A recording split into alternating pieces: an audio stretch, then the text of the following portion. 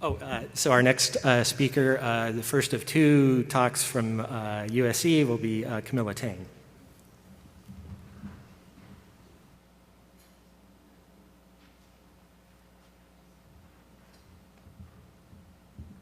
Hi. First, I'd like to thank the organizers for giving me this chance to tell you about my project on evolutionary conservation of coronal suture development, from fish to mammals. So first, during development, sutures serve as joints to hold together the cranial bones to help protect our brain and other soft tissues that lie underneath. Also, as we develop, the sutures allow for the head to grow by serving as growth sites.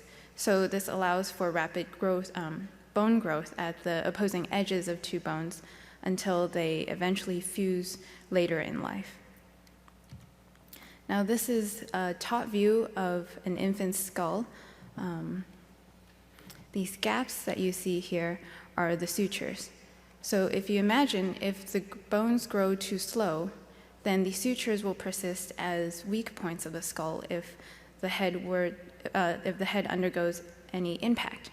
However, on the other hand, if the bones grow together too quickly, then they fuse prematurely, and this is the definition of craniosynostosis.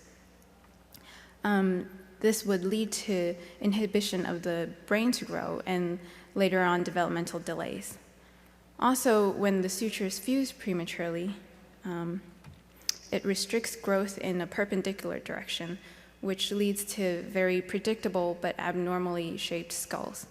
So for example, if the coronal sutures, which are right here and here, fuse either bilaterally or unilaterally, then a growth in this direction is inhibited. So what we get is a very flat head right here. Now, Saethre-Chotzen Syndrome is one that's primarily characterized by fusion of the coronal suture seen here.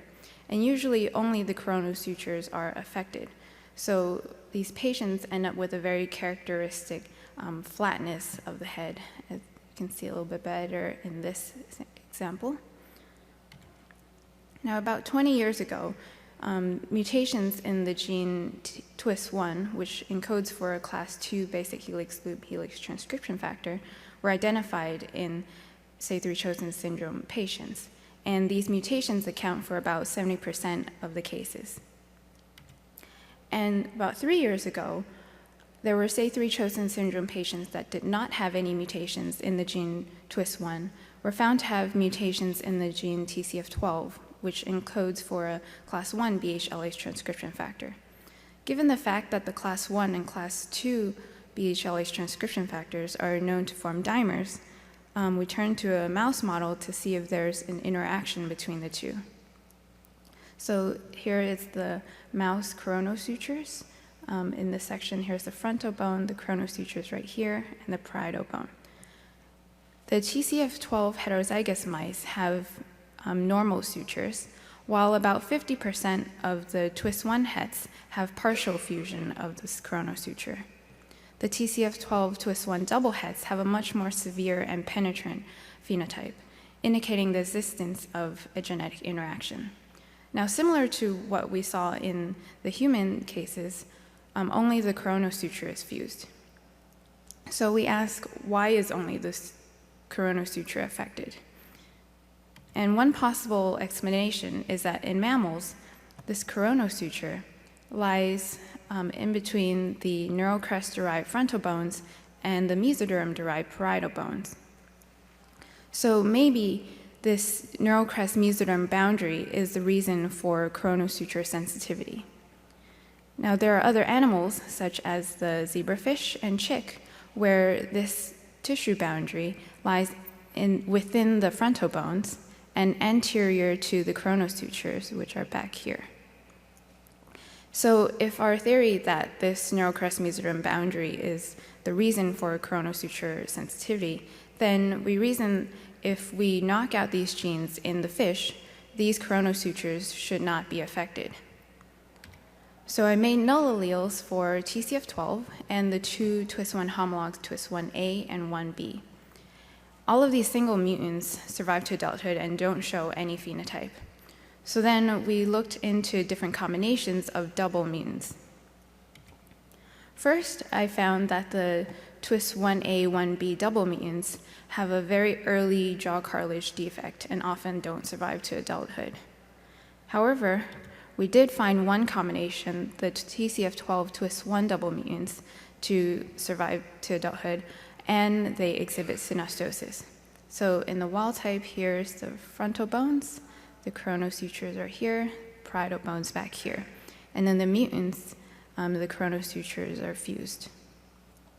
We further characterize this phenotype with micro-CT scans.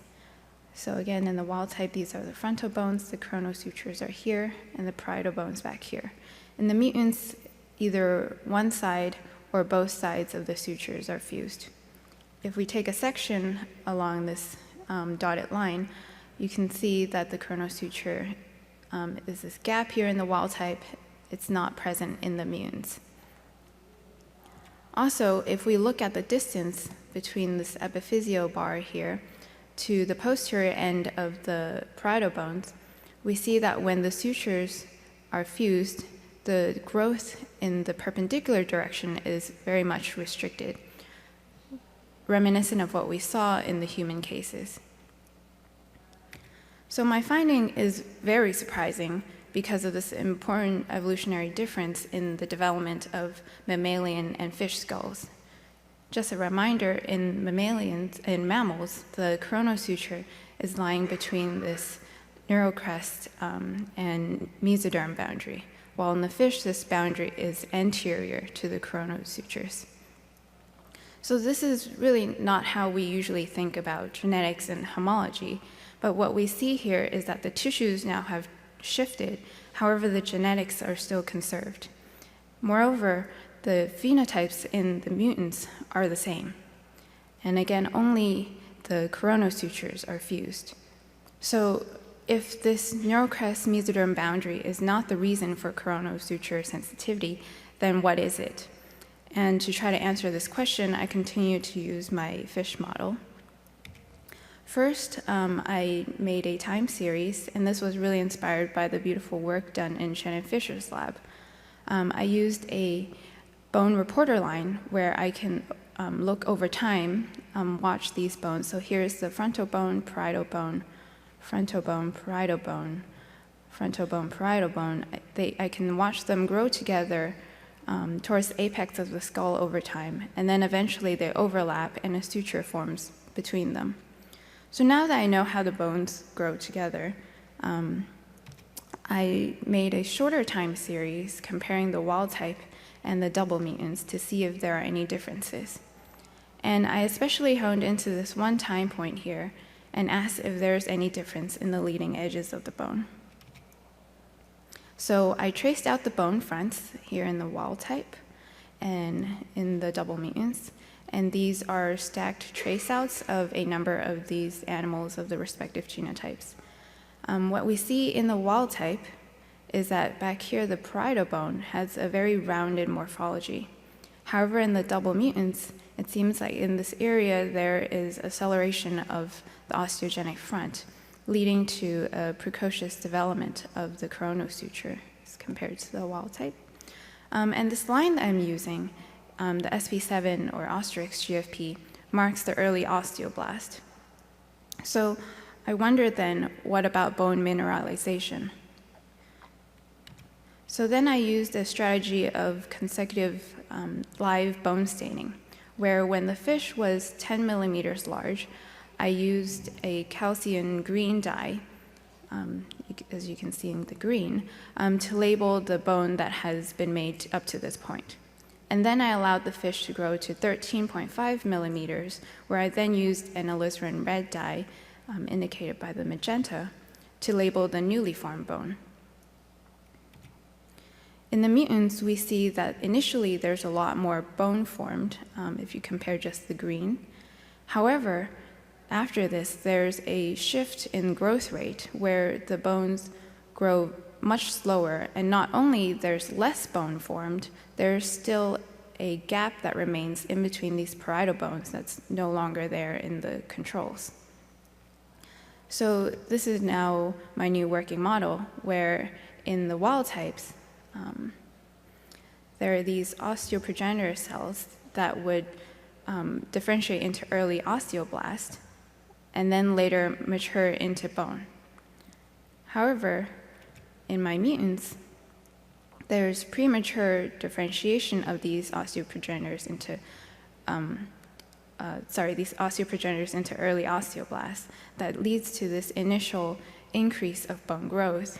However, at the same time, these progenitors are being depleted quicker than in the wild types, and this leads to the later decrease of bone growth.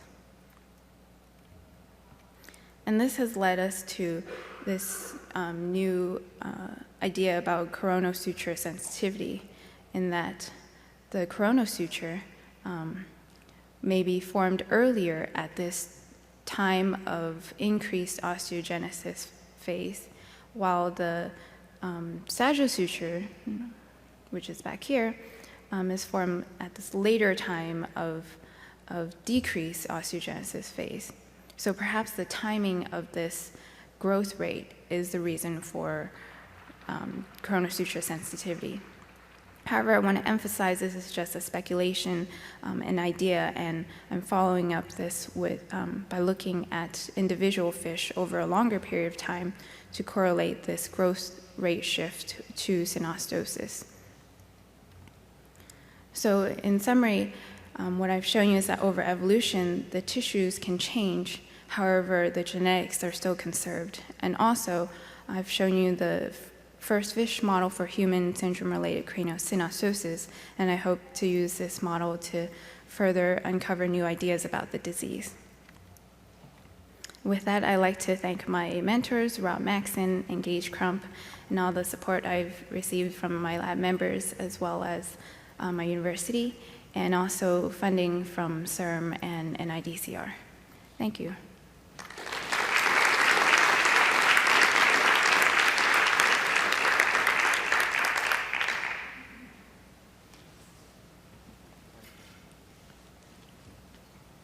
Thank you. Do you have any way of marking those progenitors and maybe doing some lineage tracing experiments? Yeah, so there has been a group that's shown that these progenitors may be expressing GLI1. So we are looking into a line where we can use, where we can use this line to mark the suture cells, and a GLI1 reporter line, basically. I'm trying to breed that line onto my mutants and see what happens. Yeah.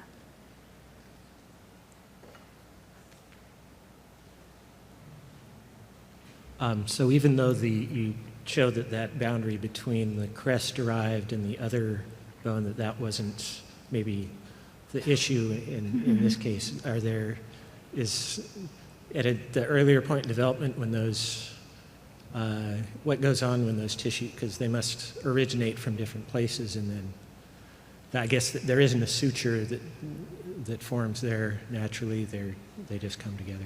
Yeah, well, Kind of actually, question. we have this theory that maybe there's a cryptic suture maybe that forms, but then fuses so early on that we don't catch it.